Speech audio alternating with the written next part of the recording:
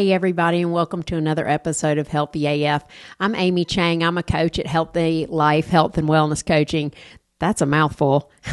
I get to help people take shame out of their lives and actually put in self-love, and then all those healthy choices that follow when we live in self-love. Today we're going to be talking about perfectionism. It's a trap, man. You know, usually I pick the subjects for these podcasts based on what either I'm dealing with and also is coming to me, or what is coming to me. And here lately, I've been in conversations with people that have been just steeped in perfectionism. So we're going to do a two-part series on this. I can't talk about perfectionism without talking about that nasty other thing that accompanies it, complacency. So we're going to talk about complacency in the second episode. This first episode is just going to be dedicated to what you can do to move from being inside the trap of perfectionism into action and not stuck or overworking. Okay, so let's set the mood. You're starting something new, and you have set up a schedule for yourself that is just perfect. Let's say you haven't been to the gym. It's been 5-10 years since you've been to the gym. You're going to start the gym. You're going to go all 5 days this week. You're going to start at 5:30 a.m. You're up at 5. Everything is going well. You're going to do it. Except you're not. Because it's a brand new behavior, and it's nearly impossible to be perfect at it. So you dig at yourself in the not enough. Maybe you make it to the gym all 5 days, but you didn't work as hard as everybody else.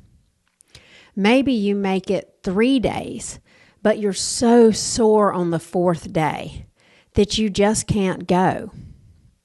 Maybe you get to the gym, but then you find out you can't do the movements that they're doing. And you're like, forget it. This is not for me. So just do a double check where you're at. If you can relate to any of that. I know I can. Let me share with you how perfectionism usually shows up for me and some of the ways that it shows up for my clients. We either get stuck by this perfectionistic trap and we think like, yeah, that gym isn't for me. I'm not going to do it. Or I tried that and, it was just way too hard. Clearly not something that I'm able to do. So I'm not going back. Or we double down. This is one of my favorites. We double down on, okay, I'm going to go. I'm going to get strong. I'm going to be there every time they open the doors. I'm going to conquer this new behavior. And then a couple things might happen.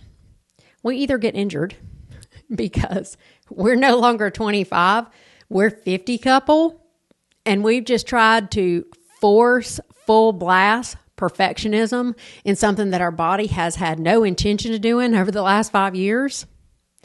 Or we achieve that sense of perfectionism. Now you might say, why is that a problem? Because for many of us, if we are struggling with perfectionism, the moment we achieve what we deem as perfection, the thrill is gone. There's really no sense of big achievement. We get bored and we move forward. And we drop that new habit like a hot potato. So take a check in. Can you relate to either of those situations? The getting stuck by your perfectionism, or the doubling down and getting completely obsessed until you either, lose a leg or completely achieve it and is like, I'm done with that now, on to the next. Yeah, I can totally relate to both of those. And sometimes I'm a double downer. And sometimes I didn't really want to do that anyway. And you can apply that to all areas of your life. I have done that in my business. I have done that in my physical fitness. I have certainly done that in my nutrition. I can't tell you how many times I have gone for 100% perfect diet, whatever it is I'm trying to eat. If I'm trying to hit my protein numbers that day, if I am trying to eat whole foods that day, it's never I'm going to, eat whole foods on Monday because I haven't had whole foods in the last, 3 months. So really, if I just have them on every Monday, it's a win. No, it's never that. It's always like, okay, no, I totally need to do whole foods. I don't want my brain to rot. I want my guts to feel good. I need to do whole foods. It's on. And about 3-4 days into that, when the wheels roll off the bus, I am likely to either really double down with a good full scoop of defeat and shame about I can't not be perfect, so I have to just keep doing it. I must not be smart enough, have enough willpower, might be too lazy, any of those things that I can use to get me out of the hole. And nothing good comes of that. It might buy me another few days of eating well or meeting my goals that I have for my nutrition, but it never lasts. When I use that shame of perfection as a driver, there's no fulfillment, fun times in that. There's ticking off the boxes. And that just doesn't last. And that's opposed to the stuckness of putting a tiptoe in and then deciding it's way too hard and failure feels bad and maybe I'm not good at it anyway and maybe I don't really want that anyway, so I'll just stay right here. Also, not my highest and best self. So that's how perfectionism keeps me small and limited in the things I will both try to do and do for a long period over time.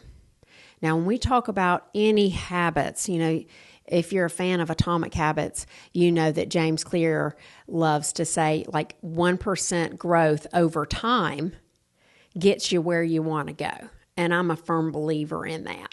So perfectionism, the trap of perfectionism, either keeps us not starting 1% at all or jumping to, 110%, but only being able to maintain that for 2 weeks. And then it's gone. So what do you do when you recognize that you tend to fall into a perfectionist trap? Here's how this podcast actually originated. I had a friend that I went to work out with this morning, and I'd never gone to this specific place to work out. It was just an outdoor group that kind of did a boot campy kind of thing. I needed a good workout with people, and it sounded like fun. Well, this friend of mine that I went with has been going for maybe, a few months now. There was a time that she needed to take a break from her exercise, and she did that, and it was time for her to go back. And so she has now started her exercise program, and she had asked me a couple days ago about a movement and if I could share any tips or technique on her movement in this specific move. I think it was a push-up. And so we went to work out today, and lo and behold, we had some push-ups. So I eyeballed her out of the corner of my eye to see how she actually did her push-ups.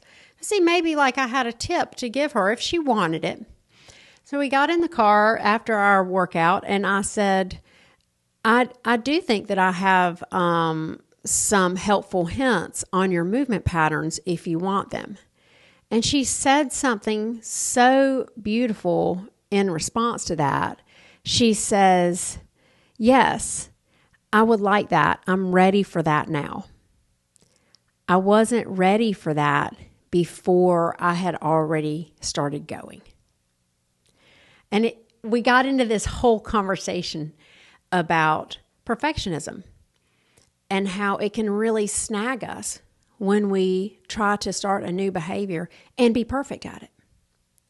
So I was just letting my mind wander today while I was walking the dog and thinking about perfectionism and how is it that I can move myself out of it and help everyone else understand how to move themselves out of it. It's levels. Okay, stick with me here. If you know anything about learning and setting new habits, you know that the hot thing is gamify. You've got to gamify everything. As a health coach, I get there are so many apps out there now for positive health habits that gamify your habit. If you mark that you've done that habit, you might get something, a little reward. My kid had a friend and they were on an app and it was for self-care. It was a great app. It was for self-care. And they had these little pets. I think like one was a penguin, maybe. I think they were birds. And every time that my daughter or her friend charted in their app that they had done some self-care, their bird got taken care of. And so they could use those little self-care points to buy their bird's accessories, like, a purse or a bird bath, or like give their bird a facial. And it was brilliant, right? It was gamifying. It was making fun. It was creating levels. See, when we open an app and it's a little game, even Bejeweled, you don't start on the hardest level because nobody would play that game. You start on the easy level. And as you accomplish that level, then you go to the next level. And then you go to the next level after that. That's how gamifying games or self-care apps or behavior apps or language learning apps, the Duolingo does that same thing, right? That's why gamifying it works, because we don't have to start out at perfect. They make us start out at like you could be half brain dead and make a row of 3 on the Bejeweled. So what does that look like when we pull that aspect of leveling into our healthy habits? Well, I wrote down just a few, and I want to see if this will sit with you, and I'd love to hear your feedback on this. It really resonated with me. For me, the gamifying suckers you in. So think of leveling as a way to sucker yourself in to that habit. And it might look like this. Level 1 is, did I go to the gym? Did I go? That's it. That's how you get the prize for level 1. You just go to the gym. Level 2 is, am I going consistently without a whole lot of resistance? That's your prize. Celebrate. Do the happy dance. I've gone to the gym pretty consistently for the last 3 months. I don't even think about it anymore. I get up, I put on my exercise clothes, I grab my coffee, I'm out the door, right? Don't even think about it. I don't hate it anymore. I'm not schluffling through my bedroom trying to find my shoe. No, I'm laying my shoes out in the bathroom now. Those things, that's your level 2. If you don't recognize that you're in that level, shame on you. Appreciate yourself and your growth. That's level 2. Level 3 might be, am I getting better? And there's so many facets to this. Am I getting stronger? Am I having more stamina? Am I getting faster? Is my technique better? Am I more comfortable now at the gym or in my exercise routine? Do I feel less insecure? Am I wondering less, am I doing this right? Right? That's level 3. Like, wow, am I getting better? Yes, no. When you pass that level, you might hit level 4. Is it easy? Is it easy? And what I've written on my notes is you can only keep getting better for so long. Now, if you rewind the tape to what we just said about perfectionism, and sometimes we go in, we have a little struggle, we double down, dig deep, and we achieve it, and then there's nowhere to go, so we let go of it and move on. Level 4 is sort of that similar spot, but with a different mindset. Level 4 is it getting easy? Okay. You know, having started CrossFitting at 34 and now being 52, there was a time that it did get easier for me, but my body's going to not perform, as I age. I can't imagine at 82 having the same lifting totals that I do at 52. It would be great, but I don't see that happening. So how do I, in my perfectionistic mind, not get lost in that, right? So consider your levels carefully. Level 4 is it easy? You can only get better for so long. So now you get to go to level 5. And level 5 is where the real growth happens. Up until now, we've just been establishing a habit.